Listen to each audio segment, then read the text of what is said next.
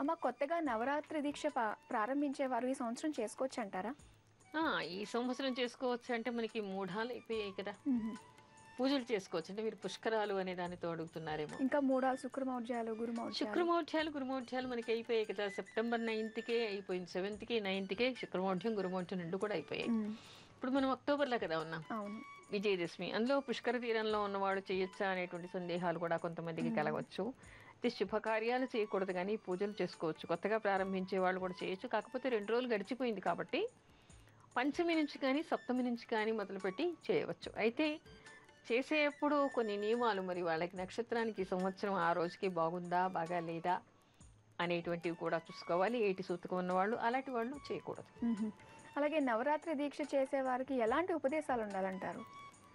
నవరాత్రి దీక్ష చేసే వాళ్ళకంటే కలశ స్థాపన పెట్టి దీక్ష చేసేటువంటి వాళ్ళు సాధారణంగా శ్రీచక్రార్చన చేసేటువంటి వాళ్ళకి బాలా త్రిపుర సుందరి మంత్రం అయినా ఉపదేశం ఉంటుంది.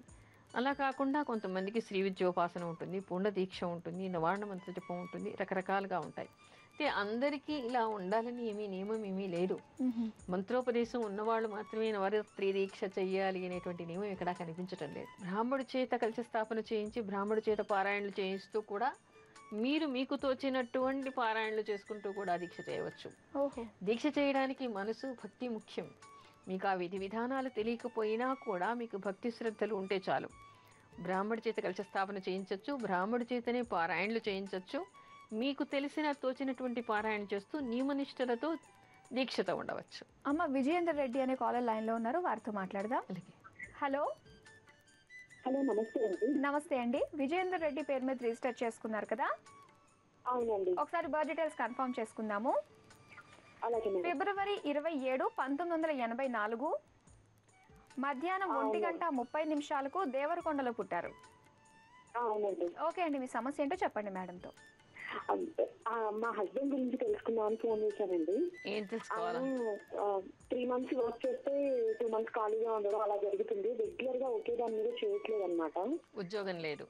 ఓన్ కార్ తీసుకుని డ్రైవింగ్ చేస్తూ ఉంటారు. అది కూడా ఇప్పుడు ప్రెసెంట్ బాగాలేదన్నమాట. ఇన్కమ్ కంటే ఎక్స్పెండిచర్ ఎక్కువ, కొంచెం క్రెడిట్స్ కూడా ఉన్నాయి. దానికి కారణం అంటే అమ్మా, ఒకటి ఏలినాటి శని నడుస్తోంది, శనికి పరిహారం చేసుకోవాలి. నవంబర్ తర్వాత మళ్ళీ బిజినెస్ బాగానే ఉండేటువంటి అవకాశం ఉంది. అంటే ఈ కార్ డ్రైవింగ్ అతనికి బాగానే ఉంటుంది. ఓం శ్రీ రాజమాతంగ్యై నమః అనేటువంటి మంత్రాన్ని రోజు 1108 సార్లు జపించమనండి.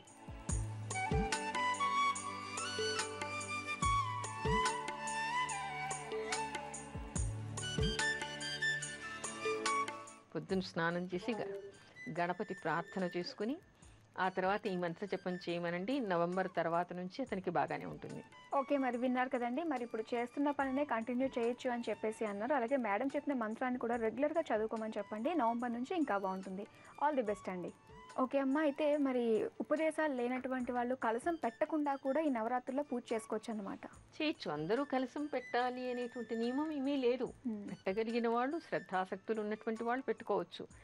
లేనటువంటి వాళ్ళు ఇంట్లో, ఇప్పుడు పుట్టింట్లో కొంతమందికి ఆనవాయితీ ఉంటుంది, అత్తవారింట్లో ఉండదు. ఇక్కడ ఏమిటంటే ఒక సంవత్సరం పెట్టిన తర్వాత ఇంకొక సంవత్సరం మానేయకూడదు.